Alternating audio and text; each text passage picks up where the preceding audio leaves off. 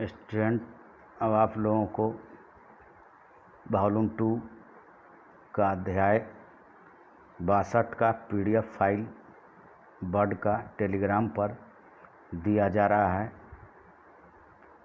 इसके हर वर्ड को अच्छी तरह प्रैक्टिस करें और एक बार नहीं भी लिखा पा रहा है तो 2 बार 3 बार कर कर रिपीट करें ताकि वो मैटर आसानी से लिखा जाए। धन्यवाद। अब आप लोग रेडी हो जाएं। स्टार्ट। सभापति महोदय, इस उद्देश्य को पूरा करने के लिए मेरी सरकार प्रयत्नशील रहेगी और किसी भी प्रकार का किसी राष्ट्रपुंज से कोई गठबंधन किए बिना सब देशों के प्रति मैत्री की नीति पर चलती रहेगी।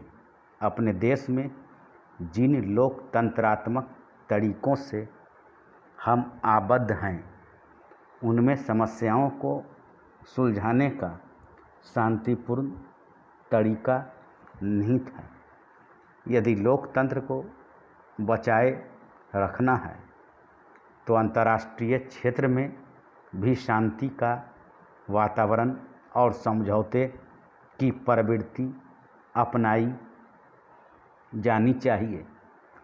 संयुक्त राष्ट्र संघ की महासभा की बैठक निकट भविष्य में फिर होगी और उसमें उन गंभीर समस्याओं पर विचार किया जाएगा जिन पर संसार में शांति अथवा युद्ध के महत्वपूर्ण प्रश्न का निर्णय आश्रित है।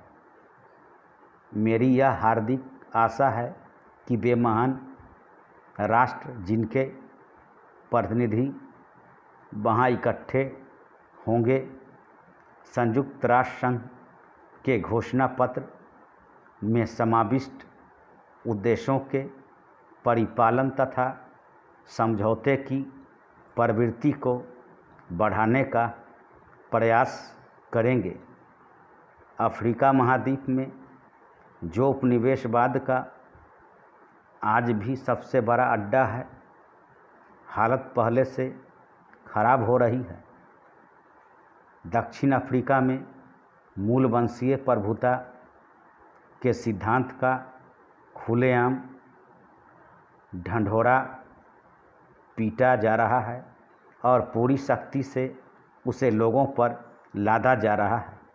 संयुक्त राष्ट्र संघ ने इस समस्या को तय करने के जो प्रयत्न किए हैं, दक्षिण अफ्रीका की सरकार उनकी अवहेलना कर रही है। मूल वंशीय विभेद के विरुद्ध आंदोलन को जो शांति और अनुशासनपूर्ण ढंग के लिए उल्लेखनीय है, ऐसे कानूनों और सरकारी कार्यवाही द्वारा कुचलने की कोशिश की जा रही है जो लोकतंत्रात्मक तरीकों और संयुक्त राष्ट्र संघ के घोषणा पत्र में उद्घोषित प्रयोजन की अवहेलना के लिए इससे पूर्व कभी नहीं अपनाए गए।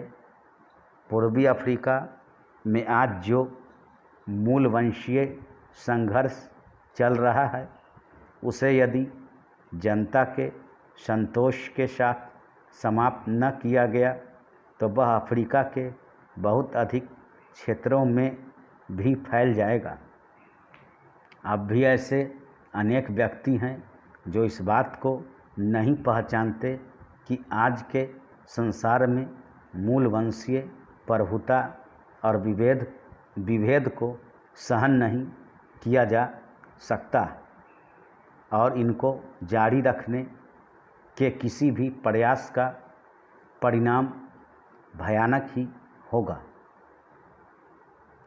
पश्चिमी और दक्षिणी पूर्व एशिया के हमारे पड़ोसी देशों से हमारे संबंध और मैत्रीपूर्ण हैं और हम में पारस्परिक सहयोग की मात्रा बढ़ती जा रही है पाकिस्तान से भी, जिससे कि दुर्भाग्यवश हमारे संबंध कुछ खींचे से रहे हैं।